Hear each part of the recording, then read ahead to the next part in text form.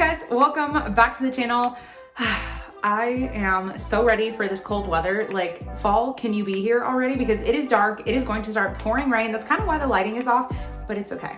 We are gonna make sweet and sour pork, which is by far one of my favorite things to get anytime I go out to eat. Like, especially with something spicy on top. Oh, my mouth literally like right here salivating. Okay, let's get into the video because your girl is hungry. Did you guys just see that piece of lint fly? Okay, anyway, let's get into the video. Okay, first we're gonna start out with making our sauce because everything from this point on after you finish your sauce happens pretty quickly, and you definitely wanna have your sauce ready to go on the side and ready to go. So we're gonna add 1/4 cup of some rice vinegar. This one, if you guys saw my grocery haul, you guys will hear me like talk about the fact that I don't know what the difference is between like a seasoned and unseasoned one. This is just the one I'm using, so pretty much any rice vinegar will work. And rice vinegar definitely has a different flavor and taste than a white vinegar or apple cider vinegar. So could you swap it for another type? Sure, but will you get this exact same taste? No. So get one of these. It's like $2. They sell it everywhere. It doesn't even have to be from this brand. Great, what is it? Great value. Oh, Market Pantry, great value. Anyway, Walmart has this. You can pick it up super cheap. Then we can add 2 tablespoons of white sugar. Definitely wouldn't use brown sugar for this. We don't want any of that caramel flavor. We just want sweetness. And you could swap it for honey, but I mean, 2 tablespoons of sugar for this entire dish is not gonna kill you. Then we can do 3 tablespoons. Shout out to B for getting our Gryffindor cup. If you guys don't know, I mean, you guys should know, Griffith is our last name, so Gryffindor is always what we relate to. So it's just super cute, and I'm super thankful she got me this. But 3 tablespoons of pineapple juice. Of course, pineapple juice is gonna give you that sweetness, but why not bump it up with a little bit more sugar? Okay, 3 tablespoons. Then we can add a teaspoon of Worcestershire sauce. Yep. Then we'll do a tablespoon of soy sauce. If you guys watch, not my most recent grocery haul, but from like last month, I picked up this soy sauce just wanting to try something different. Yeah, this is like, no, not my favorite. This is like a Filipino soy sauce. I don't know what the other type of ones that I've been getting, but this just has a different flavor. It still does the job, so I'm gonna use it until I finish it. And considering this is like a gigantic bottle, it's gonna last me like at least the next year. But yeah, don't recommend this one. Then we can add a teaspoon of some oyster sauce. I don't really know how to describe the taste of oyster sauce other than the fact that it has like a barbecue sauce consistency. And I mean, you can see it right here. It's used in a lot of Asian dishes and it's just really good. Honestly, it's kind of hard to describe because it doesn't taste like oysters and it doesn't taste like fish. It tastes like barbecue sauce. I mean, I know I just use that to describe. Yeah, I mean, the ingredients aren't gonna tell me much, but it's just really good. Then we can add about 1/4 to 1/2 teaspoon of sesame oil. I always say sesame oil is not equivalent to olive oil. It has a very, very strong flavor, but it to me is that one like key ingredient that takes your homemade food just like up a notch. Oh, it's so good. Then we can add 1 tablespoon of some cornstarch. Cornstarch is going to be our slurry mixture here, which is a natural way to thicken your sauce, really anything. Then we're just gonna give everything a mix. Make sure to break down all of the sugar crystals that were at the bottom. So that was the first thing we added. And then we're gonna break up some of these lumps of the cornstarch, but if you end up having a few lumps in there, do not stress about it because it will break up in your final dish and as it sits here. Okay, wait, Amber, almost forgot. We're gonna add 1/3 cup of some water. Can I do this fancy from the top? There we go. Okay, now we can just give it a final mix and set it aside. My measuring is coming up to 1 cup, so if that is what you guys got for measurements, then we are good to go. Did I just give a thumbs up? Yes, I did. Okay, now let's get to cooking the chicken.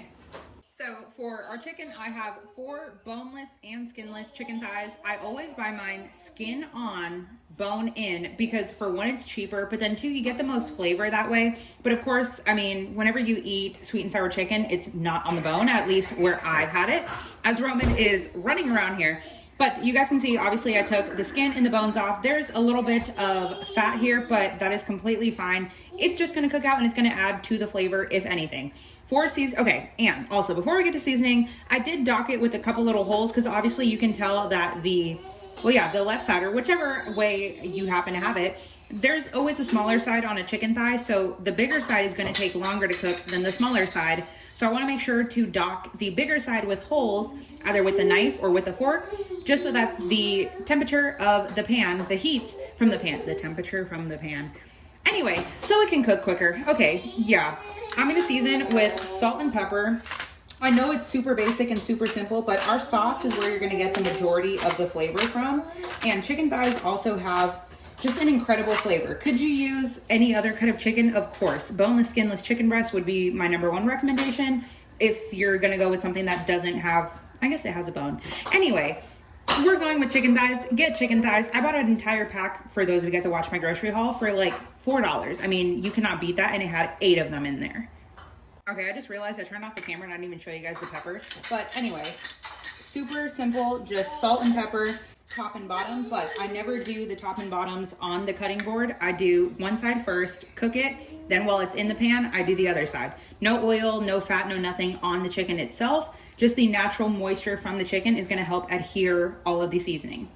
I have a pretty large nonstick skillet. I'm just gonna add some rendered chicken fat to this. You guys know I save mine and I make it myself. It, for one, cuts down on your use of olive oil, but I mean, chicken fat isn't bad for you. They literally sell it just like that, but why not make it yourself? And we're gonna add to the chicken flavor by using the chicken fat. And we're just gonna swirl it around. I should have put the handle on the other side because your girl is not left-handed. But also, as I always say, make sure you heat up your pan before you add oil. You don't want to heat the oil because we are not frying like traditional sweet and sour chicken, just because I really do not like to fry unless I feel like it's necessary. Okay, our chicken fat is literally popping. It is so nice and hot. We're gonna add our chicken thighs seasoned side down. I typically say you don't want to crowd the pan, but I feel like my pan is just maybe a little bit smaller. Now, you do not have to wait for them to be fully cooked here because they are going to cook once again in the pan once we start to add all of the sauce and stuff. So we're going to get them at least 50 to 75% of the way cooked. So let's go for about 4 minutes aside. And go ahead and season the other side as well. Then hopefully we got a nice crust. Okay, could be better, but it's okay because it's gonna be chopped up anyway. Okay, we're getting there. Now we'll let it go for a few more minutes, and I had a few extra smaller pieces, so I just went ahead and tossed those in the center. Okay, our chicken thighs are basically almost all the way cooked. Now we're just gonna go ahead and take them off, and of course, for one, let them rest, but then two, we're gonna go ahead and chop them up pretty much to pieces that look, oh my goodness, I cannot wait to bite into those. Okay, maybe these other ones definitely need to be flipped, but like this right here, all of that crusty exterior, I'm here for that. But you just want to chop them into bite-sized pieces so that you can make your sauce and everything comes out well. So we can take all of these little babies out and then we'll add our veg. Okay, and apparently my camera just cut out, but in the same pan, I did not wipe it out, clean it. I'm adding one small chopped onion just because I love a good oniony flavor. And we're gonna let this cook for like 2 to 3 minutes just to kind of cook out a little bit of that raw taste. Then once they've softened up a bit, I'm gonna turn up our heat to like a 7 on my stove. Then I have one extra large, like if you guys, I keep referencing back to my grocery haul video, but this bell pepper was humongous. So I would say 2 regular size bell peppers and you're good. The color does not matter. I know some people are gonna say that sweetness levels and taste, but to me, they all taste the damn same. So we're gonna add the entire bell pepper in there. Now you guys know, your girl does not like bell peppers that are like mushy and super soft. I like them to still have a bit of give. So if you like yours mushier, then cook it for longer. But we are just gonna kind of stir fry all of this together. And to all of that, I'm also gonna add a like big old handful. I do not worry about chopping off the ends. I don't personally feel like it makes that big of a difference. And I'm not chopping them either, because why? So I'm just adding, what are these? Snow peas? I think that's what they're called. They're not the super flat ones, but they're definitely not green beans. I don't know, they're really good. And to me, they just take on the flavor of everything else, so it doesn't taste like vegetables. It's just really good.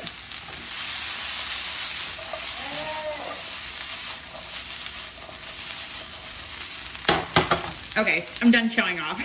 We're just gonna let this cook for about 5 to 6 minutes. Of course, this is a lot of stuff in a relatively medium-ish pan, so it's gonna take a couple of minutes. Just play it by eye.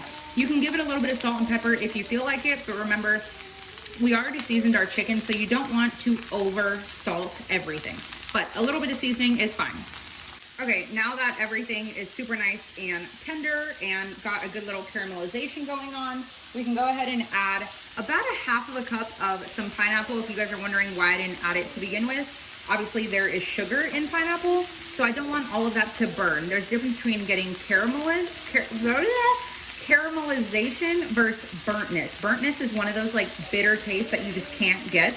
I mean, that you can't get, but you just can't get rid of. Anyway, we're just gonna fold all of that in. So now went ahead and turned our flame back up. I'm gonna add all of our chopped up chicken and any residual juice that was left. Then we'll just give everything, yeah, I definitely should have used my bigger nonstick pan, but it's okay. Just gonna give it all a mix. Like I said, our chicken was essentially cooked 99% of the way. Now I have our sauce mix. I'm just waiting for the pan to get a little bit hotter in order to activate the thickening power, essentially, of your slurry. So the addition of cornstarch to our sauce, your pan has to be hot. So I'm just gonna add all of it, and all of it at once is fine. And you're gonna look at it and be like, oh my gosh, Amber, what a fail, it's not thickening up. It happens over time, and by in time, I mean, oh, I guess depending on how much sauce you have, it could take up to a minute, but literally you can already see it starting to bubble, but like a thick caramelization bubble. And as you stir, which I should start doing, it just gets thick, obviously, and coats everything. And of course, I could have added a little bit of paprika to our chicken just to give everything a bit more color, but I'm really just here for flavor. So I'll come back when this is nice and thick. Okay, this right here is like my perfect consistency. It's still pourable, ooh, and drippy. I obviously could cook it further, cook it longer to help reduce it, but as it sits in the fridge overnight, because this is gonna be way too much for us, it's just gonna get, oh my gosh, I'm so excited. It's just gonna thicken up even more so, and like, I mean, this is just so good, and it's so pourable that it can go over rice. Ooh, okay, let's plate it up. Okay, as if there was not enough green on this plate, I went ahead and added some chopped green onion, topped with a little bit of white sesame seeds. I mean, easiest dinner ever.